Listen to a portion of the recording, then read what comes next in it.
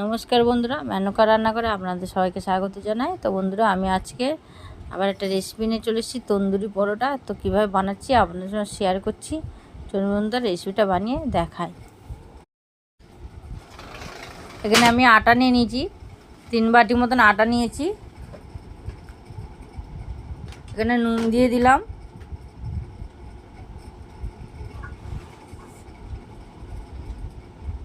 চিনি দিয়ে দিলাম,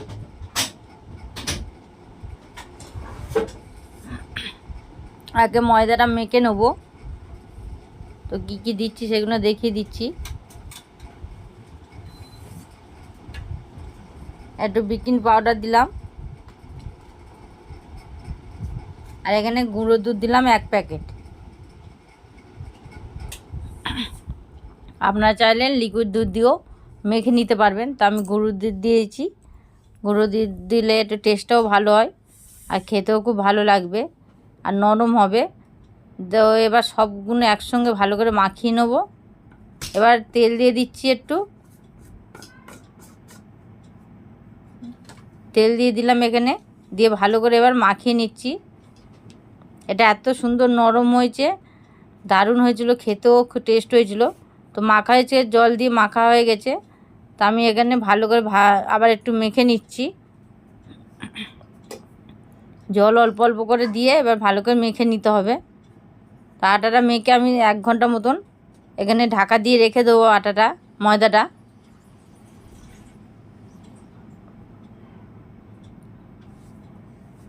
তো এবার মেখে নিয়েছি। এবার সামান্য হাতে একটু তেল নিয়ে নিচ্ছি, দিয়ে আবার একটু ভালো করে মেখে নেবো তেলটা দিয়ে। এভাবে মাখিয়ে নিচ্ছি। আর খুব বেশি শক্ত মাখবেন না, আটা মাখার থেকে একটু নরম করে মাখবেন। যেমন ময়দা আটা মাখেন রুটি করার পর জন্য, তার থেকে একটু নরম করে মাখবেন।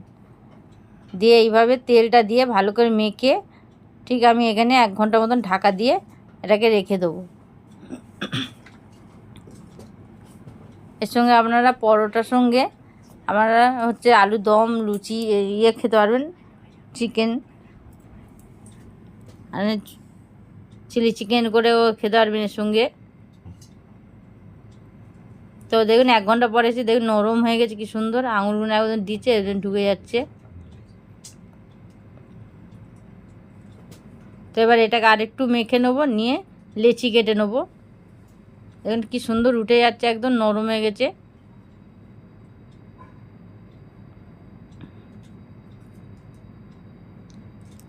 তো এইভাবে মেখে নিয়ে আমি এখানটা লেচি পাকিয়ে নিচ্ছি।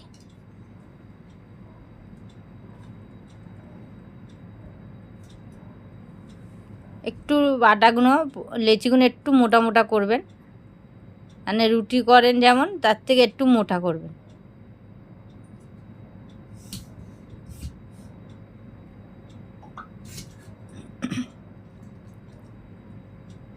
তো সবগুলো লেচি করে নিয়েছি কেটে, এবার বেলে নেব।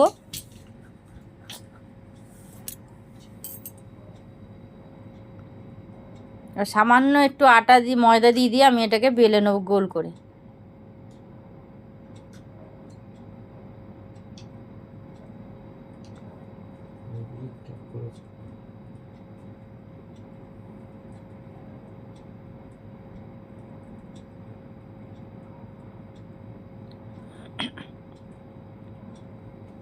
দেখুন এইভাবে একটু মোটা হবে। তো বেলা হয়ে এসছে, আমি আরেকটা বেলে দেখাচ্ছি। ময়দাটা খুবই কম দেবেন বেলার সময়, খুব বেশি ময়দা লাগবে না। তো দেখুন হয়ে গেছে। আমি এবার তাওয়া বসিয়ে দিয়েছি, তার মধ্যে এবার সবগুলো এক এক করে সেঁকে নেব।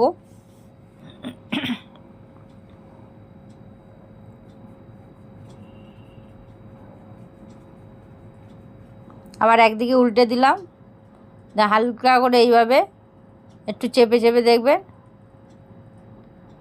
এভাবে একটু হালকা করে খুন্তি দিয়ে চেপে চেপে দেবেন।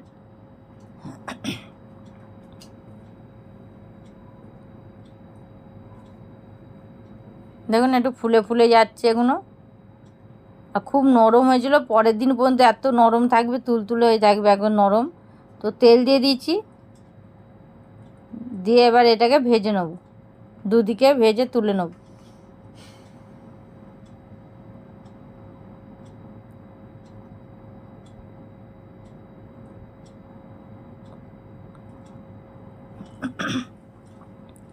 তো দুদিকে এইভাবে উল্টে পাল্টে ভালো করে ভেজে নিচ্ছি। তো আঁচটা একটু মিডিয়ামে রাখবেন, খুব বেশি জোরে দিলে কি হয় ভেতরটা ভালোভাবে হবে না, যেহেতু একটু মোটা আছে।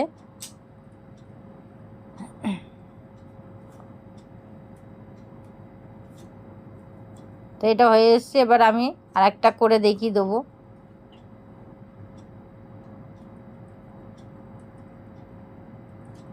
আরেকটা দিয়ে দিলাম। কম আটায় এটাকে বেলে নিলে কি হয়, তাহলে তাওয়ার এটাই পুড়ে যাবে না আর রুটিটা কালো হয়ে যাবে না, পরোটাটা। সেজন্য কম ময়দা দিয়ে এটাকে ভেজে নেওয়া হয়েছে, বেলে নিয়েছি। তো আবার তেল দিয়ে দুদিকে এইভাবে আলতোভাবে উল্টে উল্টে এটাকে দেব।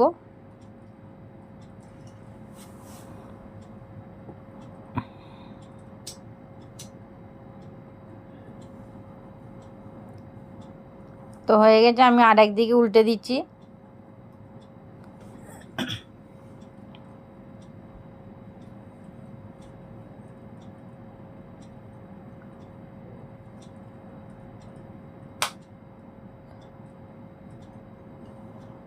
তো এবার নামিয়ে নিচ্ছি। এভাবে সবগুলো করে নেব, সেঁকে তুলে নেব সবগুলো। তো দেখুন হয়ে গেছে এগুলো। তো কেমন হলো বন্ধুরা দেখুন, খুবই ভালো হয়েছে আর নরম হয়েছে, একদম নরম হয়েছে। আমি দেখিয়ে দিচ্ছি একদম হাত দিয়ে, এত সুন্দর নরম হয়েছে, একদম মুড়ে যাচ্ছে, একদম নরম হয়ে গেছে। তো বন্ধুরা কেমন হলো কমেন্টে অবশ্যই জানিয়ে দেবেন আর একটা লাইক করে দেবেন, অনেক অনেক করে শেয়ার করুন বন্ধুরা, আর দয়া করে একটা সাবস্ক্রাইব করবেন বন্ধুরা, যাতে আরও নতুন